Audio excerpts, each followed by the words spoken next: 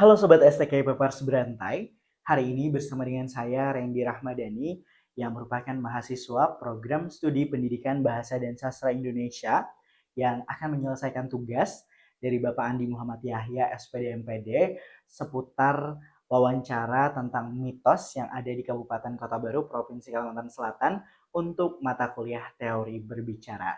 Dan hari ini kita bertemu langsung dengan narasumber kita, boleh Ibu silahkan perkenalan dirinya. Assalamualaikum warahmatullahi wabarakatuh. Perkenalkan, nama saya Ratna Sari. Saya alumni Setigi Paris Bantai Kota Baru dan saya juga mengambil jurusan PBSI. Sekarang saya bekerja di TK Inklusi Winata Karya dan saya mengambil jurusan lagi pendidikan anak usia dini di Universitas Terbuka. Saya berusia 35 tahun. Oke, jadi luar biasa sekali ya hari ini bertemu dengan narasumber kita yang juga merupakan lulusan dari STKP Paris Berantai. Dan hari ini kami akan membahas mitos kapidaraan yang ada di Desa Pantai Baru. Dan tujuannya untuk menggali pemahaman masyarakat tentang mitos kapidaraan, menelusuri latar belakang histori dan juga budaya tentang kepercayaan kapidaraan, mengetahui bentuk-bentuk perilaku, pantangan, bahkan pengobatan yang berkaitan dengan mitos tersebut. Boleh Ibu Ratnasari jelaskan aja atau pengalaman Ibu atau pengalaman orang sekitar yang pernah Ibu dengar tentang kapidaraan? Baik, saya di sini ingin Memberikan membicarakan, pengalaman. memberikan pengalaman. Dulu orang tua saya migrasi dari provinsi Inggih NTB ke Kalimantan Selatan. Kalimantan Selatan dan ingin membuka lahan di Desa Pantai Baru. Kalau orang tua Ibu sendiri berarti pekerjaannya apa tuh? Iya, latar belakang orang tua saya pekerjaannya itu petani. Oke, dia ingin buka lahan di sini, Iya, tapi pasti ada adat istiadat yang ada di sebuah desa yang mungkin tidak diketahui Ibu ya. benar Ternyata sekali. pengalaman apa tuh yang Ibu dapatkan? Orang tua saya belum tahu kan adat istiadat di sini, latar belakang desa ini. Karena beliau pendatang, uh, ada kejadian pada saat itu saya sendiri, iya, orang tua saya bercerita, saya sendiri mengalaminya demam, ya, demam itu beberapa hari. Karena mulai orang tua saya sudah bingung, sudah memberikan obat dan membawa saya ke dokter itu tidak membaik. Tapi ada beberapa orang mengatakan ya bahwa anak Anda itu kena kepidaraan.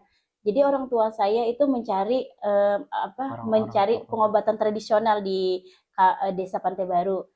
Di situ ada bertemu dengan tetuhaan kampung ya yang bisa mengobati kepidaran itu. Saya dibawa ke sana dan kata beliau saya ini terkena maksudnya ditegur oleh orang halus. Dan setelah itu saya diobati dengan berarti ada menggunakan juga pengobatannya Ibu ya? Iya, benar sekali, pengobatannya itu dengan menggunakan kunyit dan kapur dengan dibacakan selawat dan bacaan-bacaan Al-Qur'an.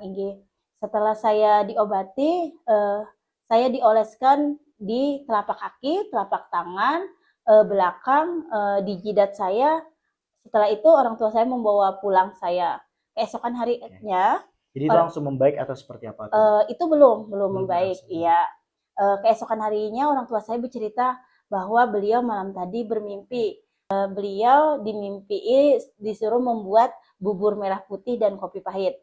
Orang tua saya yakin tidak yakin, percaya dan tidak percaya, beliau mengikuti. Beliau membuat bubur merah putih dan kopi pahit dengan membacakan bacaan selawat dan ayat-ayat suci.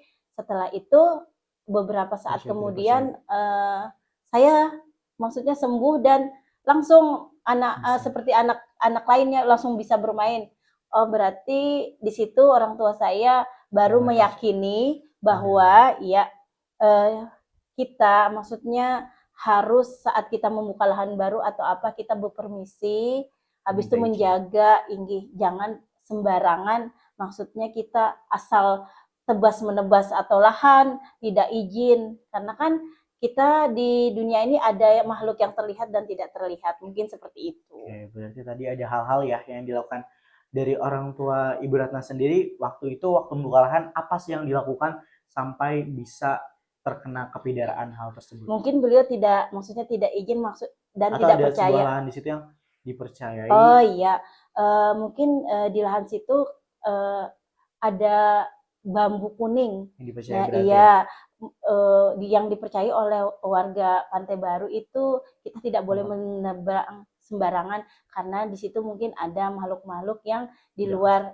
tidak kasat mata. Benar. Oke, jadi ada hal-hal yang tidak seharusnya kita laksanakan tanpa sepengetahuan karena kita harus bertanya juga ya Bu ya dari Iya, adat benar istiadat dan sekali. budaya orang kampung itu seperti apa teman-teman? Apakah tempat itu emang diizinkan untuk dibuka atau tidaknya? Iya. Kalau pengalaman itu tadi ada beberapa pengalaman waktu kecil ya.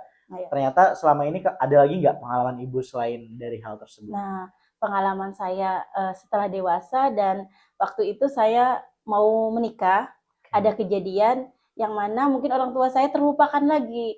Kalau orang Banjar, kisahnya di sini ada namanya piduduk.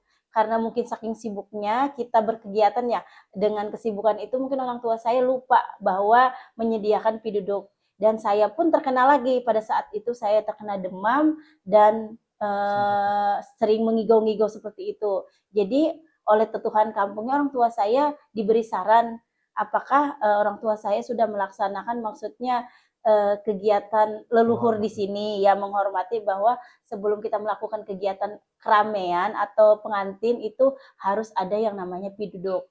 Nah, setelah dilaksanakan orang tua saya membuat piduduk itu terdiri dari ada beras, ada kelapa, gula merah, ada pisang, dan situ ada maksudnya bumbu-bumbu dapur yang ditaruh di situ dan ditaruh di samping tempat tidur.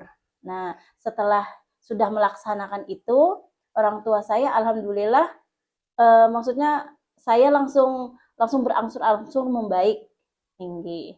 Seperti jadi itu. ada kepercayaan juga ya Ibu ya. Benar sekali. Seputar kepidaraan yang juga termasuk piduduk tadi ya, salah satu budaya dari orang-orang di desa Pantai Baru ini. Misalkan ada orang mau menikah, apalagi juga Ibu merupakan orang pendatang ya yang ada di desa Pantai Baru, tadi buka lahan juga yang bisa mungkin ditegur sama orang halus yang percaya atau tidak percayanya ya kita ya. Oke, jadi tadi ada obat ya, kita bisa dipidaraya tadi pakai kunyit terus kapur. Apa ada cara lain yang pernah digunakan Ibu? Kalau menurut kepercayaan orang tua saya, itu mungkin karena kita bukan asli orang Banjar sini ya, orang tua saya juga mempercayai kalau mungkin daerah NTB sana dengan cara itu bahasa khasnya itu diperutu. Oke, diperutu itu dari ubun-ubun kepala, rambut kita itu ditarik sampai bunyi. Kalau misalkan kita bunyi pas ditarik rambutnya itu otomatis kita ditegur oleh orang halus atau orang yang tidak terlihat. Setelah itu baru ujung kaki kita keduanya itu dikasih air liur. Oke, jadi tadi kita udah membahas tentang mitos kepidaraan bersama dengan Ibu Ratna. Boleh saya izin simpulkan ya Ibu ya? Bahwasanya kepidaraan itu adalah sebuah kepercayaan, kebudayaan juga mitos yang ada di sebuah desa Pantai Baru mengenai harus meminta izin ya kalau melewati suatu tempat, terus juga tidak boleh sembarangan kalau sebuah tempat. Teman-teman juga berarti tidak boleh buang sampah sembarangan atau nanti menebang pohon atau bahkan ambil barang-barang yang ada di lingkungan yang teman-teman itu belum tahu tentang latar belakang dari lingkungan tersebut. Nanti teman-teman bakal bisa kena kepidaraan atau ditegur makhluk halus. Karena kita di dunia ini ya Ibu ya, ada yang kasat mata dan juga ada yang kasat mata. Ada manusia dan juga makhluk-makhluk gaib yang mungkin kita percaya sebagai seorang makhluk Tuhan, tentunya harus mempercayai hal tersebut.